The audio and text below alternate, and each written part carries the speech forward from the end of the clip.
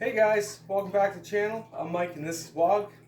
As you can see guys, I got my Alice pack out again. I brought this out today to cover a couple of different topics that I wanted to. And I brought this out to show you. This is a complete last iteration of an Alice medium pack. Included with the enhanced shoulder system and the LC2 kidney belt, which is brand spanking new, by the way, guys. These are not brand new. They are in very good condition, considering. And why did I say that? Well, I want to talk to you about something a little funny.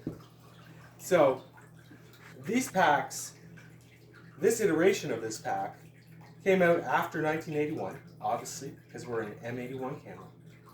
And it came out at the same time this load-bearing enhanced kit did. We got an enhanced load-bearing vest, we got enhanced straps, an enhanced pack for our Alice pack at the same time. Also, with the kidney belt, it got a little bit thicker, and you got your Fast-X buckle.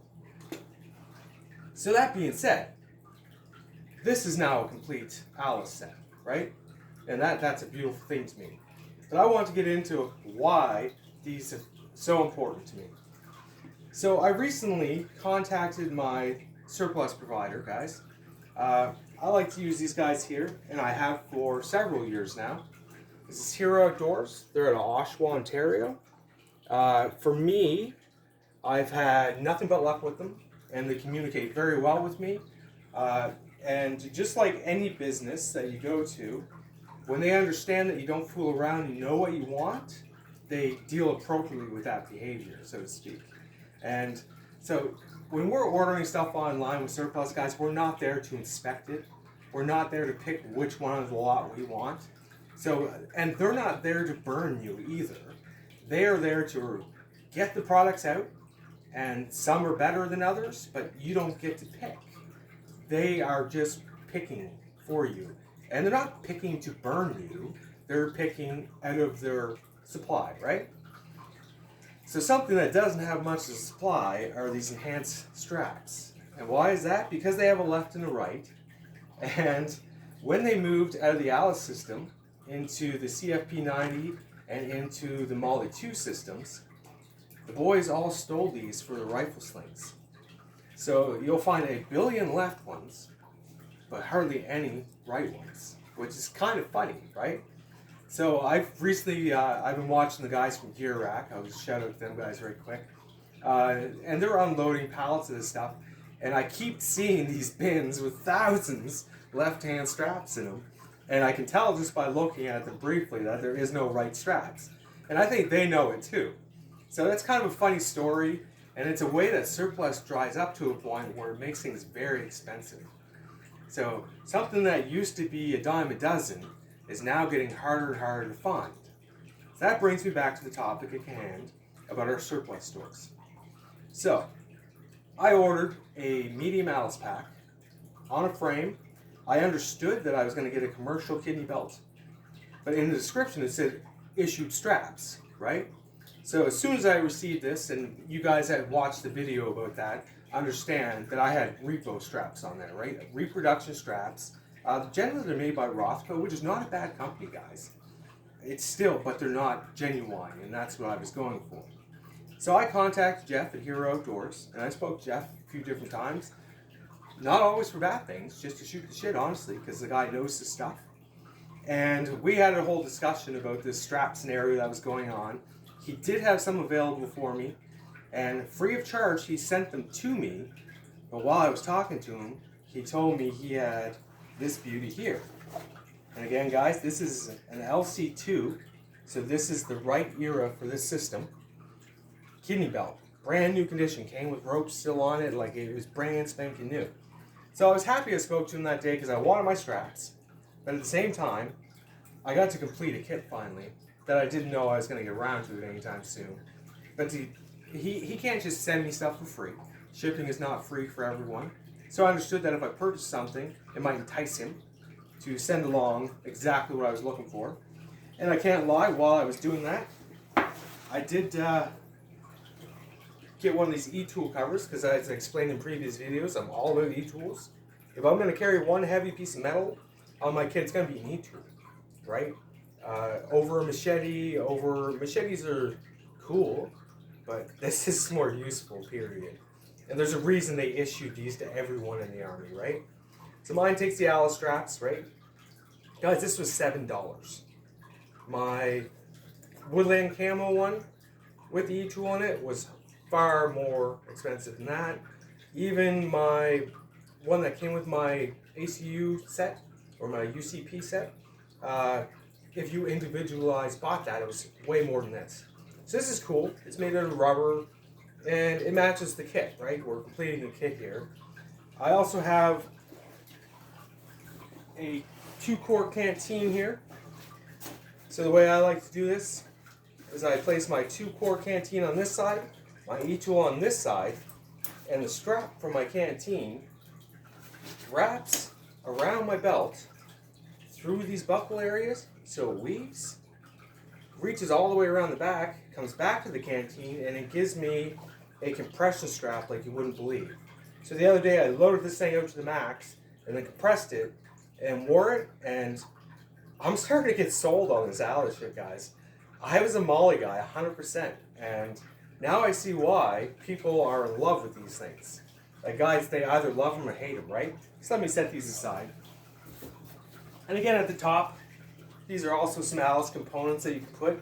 These little medic pouches work great for a lot of different things. I have a medic kit actually in here, and your food, like your survival food rations, the blocks and stuff, they happen to fit in these beautiful, I showed you in the previous video, so we're not going to get too far. So a couple of these sitting in the top straps, and these other 2 components I spoke about before on the sides, you got a lot of square inches to cover there, right? Like, that's pretty good. And again, all this stuff connects to this beautifully. I don't know if I have anything on this one yet. Yes, I have a butt pack on this right now, but I do have the ammo that goes on here, but I don't leave this full and complete. But again, these are from the same era, as you can tell. And that's pretty cool. I think it is anyway. So I'm going to set this down here because I want to talk about these repo straps, guys. I set them out here for a reason. So again, I contacted my supplier. One of them might have fell. That's all right. Is he here? It's here. It's here. See, my assistant here is very helpful. So again, guys, Hero Outdoors, right? So I contacted Jeff at Hero Outdoors, and we spoke about how I wanted these. So he went and looked through his personal collection, found the straps, because him, like myself, believed that because their site said what was coming with it, they had to go good for that. You're not going to have that same luck with a lot of guys. You'll be lucky if they ever contact you back. I've ordered from eBay and had some incredible luck too. Again, I prefer not to order out of the States as much as possible with their whole tariff thing going on, and honestly, you never know if you're actually going to get it because the customs right now is completely ridiculous.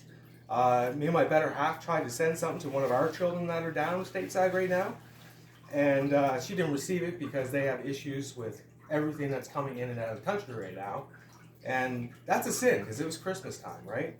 We just wanted her to have a little care package from home, but long short of it, guys, that's just a sin, and I got to keep all of these too, right? So technically, in this whole grand scheme of things with this company, what has happened is I received $20 to $25 extra dollars of free stuff because I ordered a belt that I wanted to complete my kit, and he sent me the straps to actually make it 100% natural. So now I have a whole set that I can put on a aftermarket pack frame, an aftermarket Alice frame, to make a load carrying kit with a couple Alice shells or something, right? Or I can place them, I can put them on anything. I could also use these in conjunction with just my medium Alice here, because one of the benefits to a medium Alice is this thing can be a backpack all on its own. You don't have to have your pack frame on here. These little rings here allow you to take your straps and just attach from the pack to here. So my straps are actually attached to my frame right now, not to my pack. So now I can leave this complete, take the backpack off, use these just straps and I got a really cool book bag if I want it, right? So again, guys, I don't know about you, but I think this is beautiful. The only thing that isn't normal on here is the fact that I made a carry handle for it, and I think I explained that in another video. So the whole purpose of today's video was to kind of talk about our surplus experiences and stuff like that. Have I had negative ones, even with my own company that I like to use? Not negative experiences, disappointed outcomes, because we can't expect everything to be mint, right? And the fact that we're not personally there to do that. And guys, I'm going to explain something to you. Here in the east coast of Canada, woodland camo doesn't exist, right? This is an American product that only our centralized big cities usually get in. So when I go to my surplus store here, I have two about 20 minutes away from here, and one of them you can rummage through this building full of stuff and deal with a guy that doesn't want to deal with you at all. He doesn't have prices on things, so when you try to talk to him about something, he gives you this outrageous number. And it's kind of like, yeah, I don't think so, but I can go on eBay and get it cheaper and take my chances that it gets here or not, right? And the other one, which is a lot cleaner establishment, it pretty much is just showing me boots and coveralls, and there's no webbing equipment there. And if there is, it's all our 82 pattern Canadian stuff. And I'm just not into that. I had an entire Canadian set and I sold it. I made somebody else's day, and it made my day to sell it and just purchase more of what I like, right?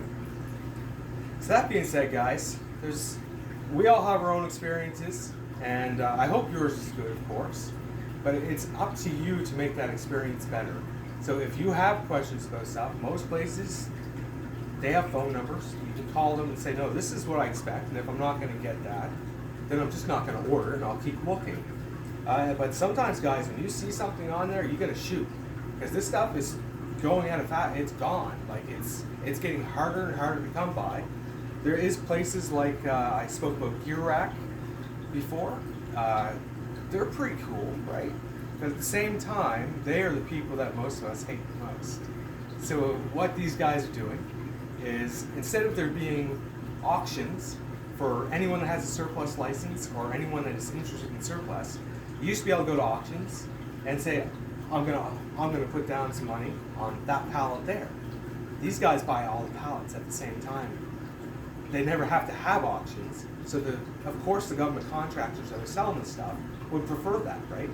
So they have one guy that's going to take 54, let's say we're filling an entire 53-foot shipping vessel, you know what I mean? They will order an entire thing full of it, and they're getting all the good stuff because they're getting all the bad stuff too. Whereas some of us will buy an individual pallet and hope for the best. We're going to end up with some garbage, we're going to end up with some okay stuff. All the good stuff is hitting in amongst everything else, and these guys are buying it all. So nobody else gets a shot at it, right? So, but that's their right, honestly. Like, they have a right to run a business in any way they see fit. But they are the people that some of us hate the most. The other day I was watching one, and my unicorn came out of nowhere, out of this pallet, and the guy just looks at it like it's nothing, and goes to set it aside. The other guy's like, whoa, wait. And I'm just like, yeah, that is special, and you're just throwing it around in a heap. That's my problem, I guess. But yeah, so no hate on the Gear Rock guys. That's your right to do that. Just remember that the small businesses out there, you're kind of raining on their fucking parade. Just saying. So guys, today we spoke about surplus providers, sort of. Your surplus stores might be different than mine. I'm telling you right now though, if you live in Canada, especially in the East Coast, you're not going to find much of this stuff.